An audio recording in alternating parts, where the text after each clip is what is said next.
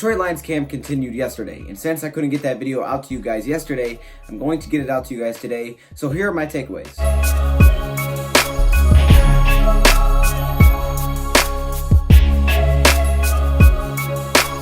Alright, so let's get right into these takeaways. I'm kind of tired, so yeah, if I don't have so much crazy energy that I usually do, I'm sorry, I'm just kind of tired. But let's get right into this video, no excuses. We are going to be looking at some of my takeaways. And the biggest thing that I have to get out there before I get into some of the participation is that Matthew Stafford actually took the day off yesterday. Now, this was something that apparently a lot of people think was planned a long time ago, that Matthew Stafford was going to have this rest day. He's not a super old quarterback, but I think it does make sense to give him a rest day. Look, we know what Matthew Stafford is.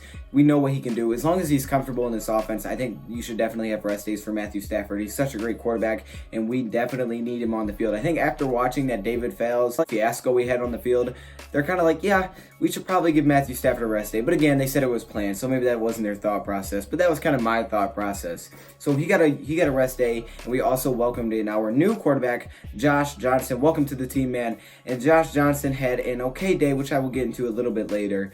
But I just thought I would get that out to you guys first, that Matthew Stafford actually had a rest day before we get into the participation list. But now that I'm done with that, let's get right into it. All right, so looking at some of the participation from Saturday, the first thing is that Trey Flowers, as we know, is off the PUP list, which actually sets him up to play for week 1. That's kind of how that thing works out, I guess, for Trey Flowers coming off the PUP list. Now, some people say maybe it's a coincidence or not a coincidence. You know, he came back right after the Patriots game. I don't know if that means anything. I mean, I guess you guys can let me know in the comments below what you guys think.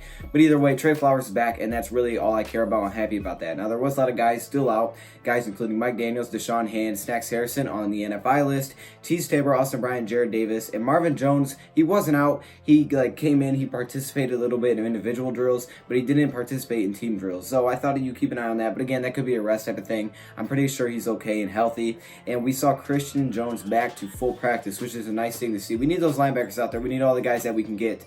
So it's good to see Christian Jones back on the field. Now let's get into those takeaways. The thing is that Chris Lacey actually played with the first team on Saturday because of Marvin Jones. Like I said, he wasn't in team activities, so they needed someone to throw in there. So they went with Chris Lacey. Chris Lacey seems to be a guy that's going to make this team. You know, Jermaine Kearse was placed on IR, so you need to fit some other guys in. It looks like Chris Lacey will make the team. I also believe Travis Fulgham will as well, and those will be like the two guys, you know, because we're really looking for those guys. I thought it was going to be Kearse, and I thought it was going to be Fulgham, but now that Kearse is on IR, it would make sense that you could bring a guy like Chris Lacey up. But Brandon Powell is still in the mix for sure. He had a nice day, you could say, in their first preseason game. So we'll have to wait and see what happens. But either way, that's just what happened yesterday. Now, Fales actually did play with the first string today, and that's probably because he's been here a little bit longer than Josh Jackson. Josh Jackson literally just came in, so he's not going to play with the first team. But David Fales did, and Fales didn't have a great day. And my thing with Fales is that, okay, yes, he didn't play well. People saying that, okay, the wide receivers were complaining about his accuracy, which I can see why. I didn't think he was super accurate. The only way I kind of defend him, it's not because I thought he was good or he was great. It was basically because when you just look at how many times he was sacked, it was like, dang, what are you really supposed to do with that? And then people are saying, well, he's scrambling too much. And it's like, well, I think I would be scrambling too, let's be honest, if I get sacked 6.5 times. But at the same time, I will give you that he was not an accurate quarterback. And I know a lot of people want him out. I understand why. It wasn't a great performance. We'll see what happens with that. But he did play with the first string. That means Josh Jackson was playing with the second string because, again, Matthew Stafford was on his rest day. David Fales did throw one touchdown to Kenny Golladay, but the defense was trying to say that, hey, we would have had a sack on him because, you know, they don't really sack their quarterbacks in these camps. But Matt Patricia said, no, that's not going to happen. It was a touchdown. Offense gets the score. Now, there's two reasons that could have been said. One, because it actually happened, or two, because Matt Patricia is trying to help out the offense and David Fales and maybe help him out a little bit because he's struggling, and also because, you know, he's a defensive coordinator. He's really locked into his defense, so he's not going to give them anything they didn't earn.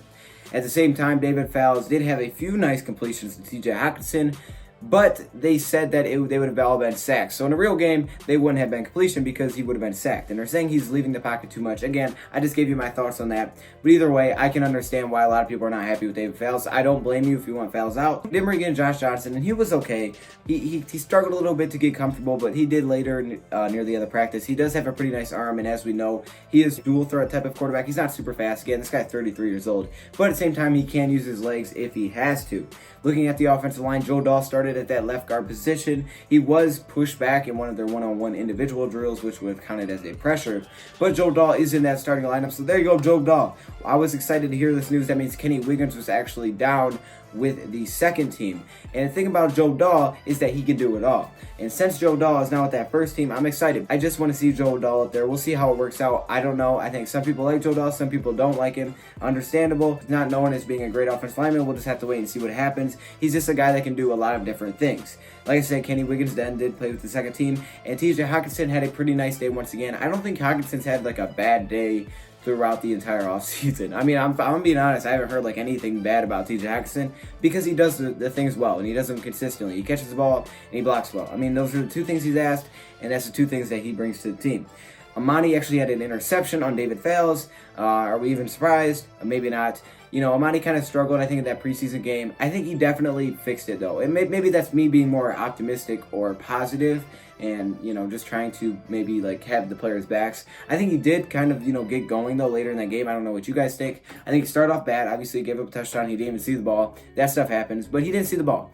But then later in the game, he got himself into positions to make some plays. So I think later he got settled in, and it was good to see him do that. And then, like I said, he had an interception. Tracy Walker also played well. And now going back to that Matthew Stafford thing, when I said Matthew Stafford was having a rest day, he still participated in other ways. He was kind of like a coach, almost, you could say, really talking to the other quarterbacks, trying to help those guys out because he, even though he's not as old as Josh Johnson, he's a little bit better than Josh Johnson. And also, he did run the conditioning hill with his teammates. Now, he actually did more than anybody else did because when those guys were in the locker room, he stayed out there with the coach and ran up the conditioning hill. So he still got his conditioning, and I'm assuming he's doing that because he didn't practice.